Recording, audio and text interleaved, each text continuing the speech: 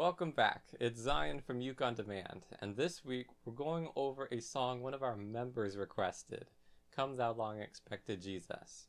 What you just heard was our easy arrangement. We also have an advanced version, which you can check out through that link.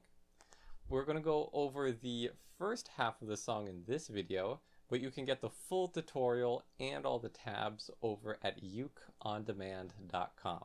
Let's get started. So bar 1 will go like this.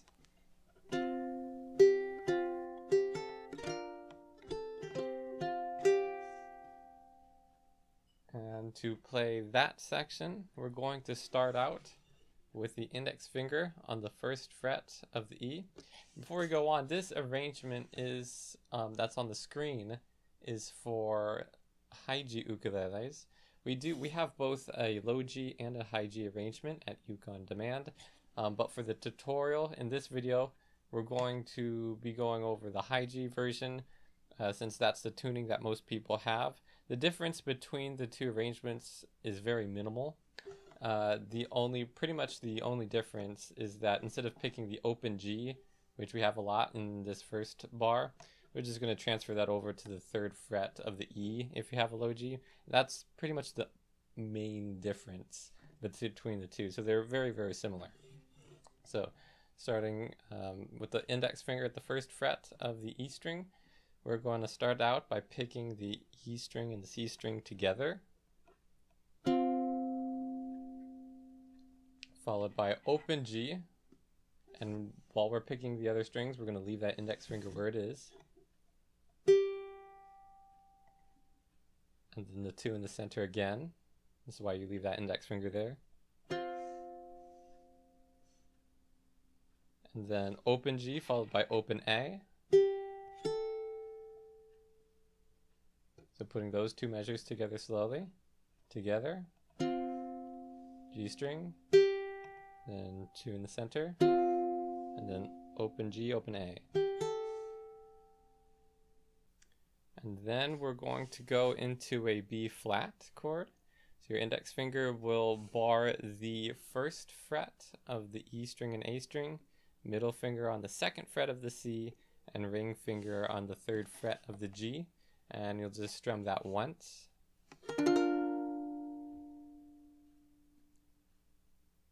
If you want to make this a little bit easier on yourself, say if bar chords are a little tricky for you in general, you can not play the G string at all, and so you get to remove that ring finger, and so then it's just the index finger on the first fret of E and A, and middle finger on second fret of C, and as long as you don't play the G string and start from the C and play down, that's acceptable as well. Personally, I find the regular B flat chord a little easier, but sometimes this can be a little less complicated, especially when playing full speed.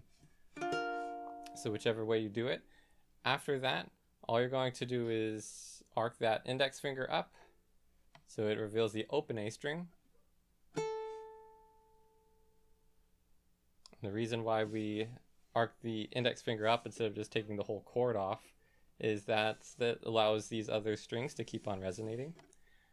And moving into the final measure of this bar, we're going to go into a C5, which is open G, open C, ring finger on the third fret of E, and we're going to completely ignore the A string.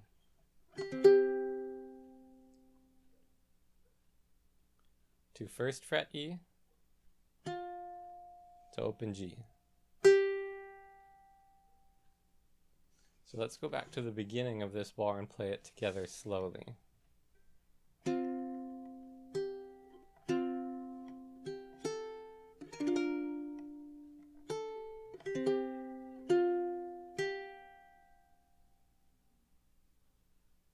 Moving into bar 2 now, we're going to go into an F chord, but this will look a little bit different than your standard F, which looks like this. Instead, we're going to have that basic F chord shape, but also add the ring finger to the third fret of A. So it'll be second fret, open, first, third.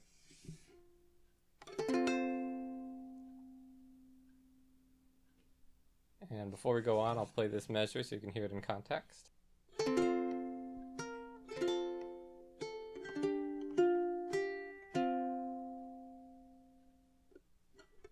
So again, we're in that F chord position, and after we strum it once,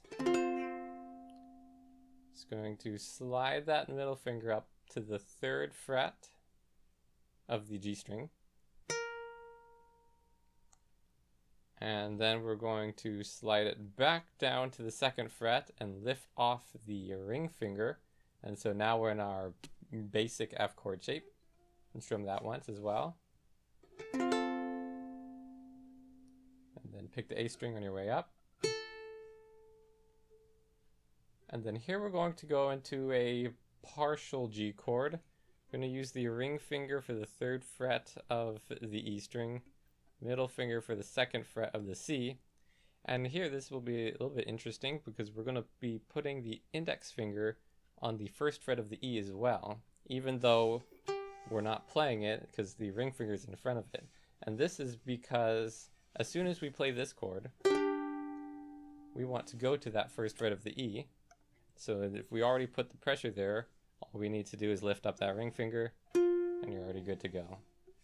So you're going to strum those top 3 strings and then lift off the ring finger, open G, lift the middle finger off and pick the open C and 1st fret of E together. And so putting that bar together one more time.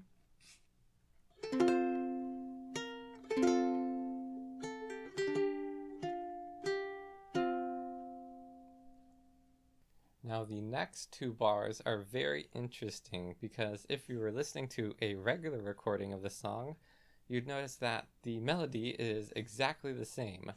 And so everything you've learned in the first 2 bars could get repeated. However, if you look at the screen now, you notice there's some extra notes in there. And that's just to sort of fill in the blanks and give it a more full sound. And so I'm going to play the 2 versions back to back so you can hear the difference. In version 1, which we just went over, we went just playing the melody by itself.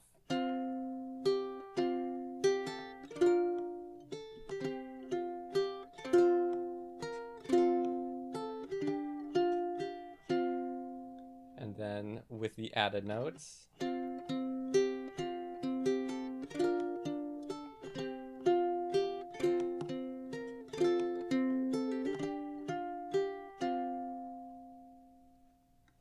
And so instead of repeating that, I added those extra notes in to sort of use that first section of the song as an intro into this next part. If you want to keep the song very simple, then you can just repeat those first 2 bars and ignore bars 3 and 4 and just repeat those first 2 again and jump into the next part of the song. However, if you want to have this little build up into the next part, then all we're going to do is add that C string occasionally in between certain notes.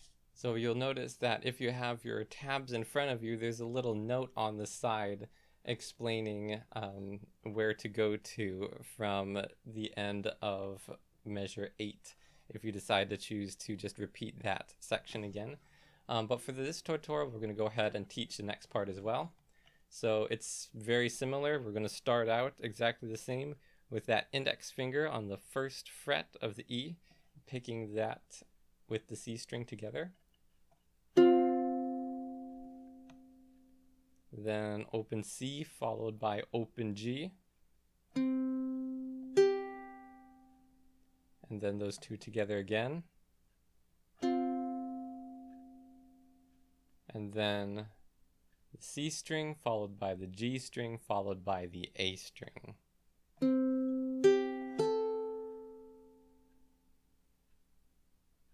And then just like before, we have a B flat. We strum once. But instead of holding it till we get into that A note at the end of the measure, we're going to first pick the C string, which has the middle finger on the 2nd fret. And then arc that index finger up for open A. C5, this measure is exactly the same as before. So first fret E, open G. So before we go into the next bar, let's put this one together very slowly.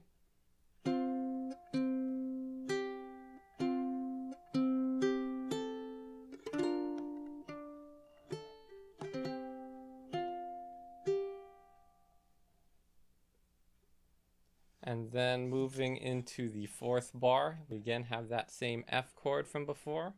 So it's the one with the ring finger on the third fret of the A. We're going to strum that once. And we're going, leaving the chord there, we're going to pick the C string.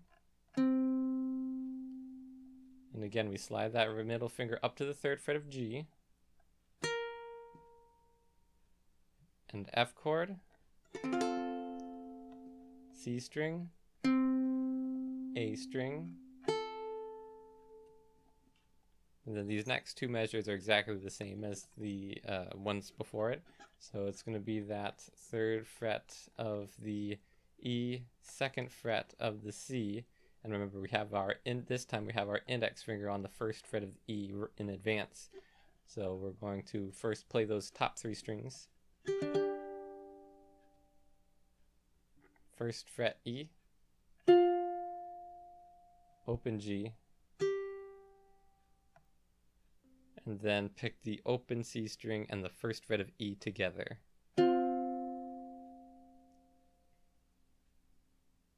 So this bar was pretty simple. Let's put this one together slowly as well. So we start out with the F.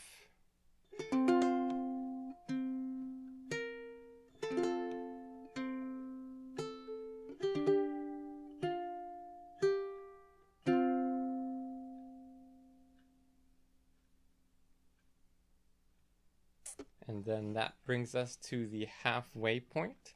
The part 2 tutorial of this song is available at ukeondemand.com.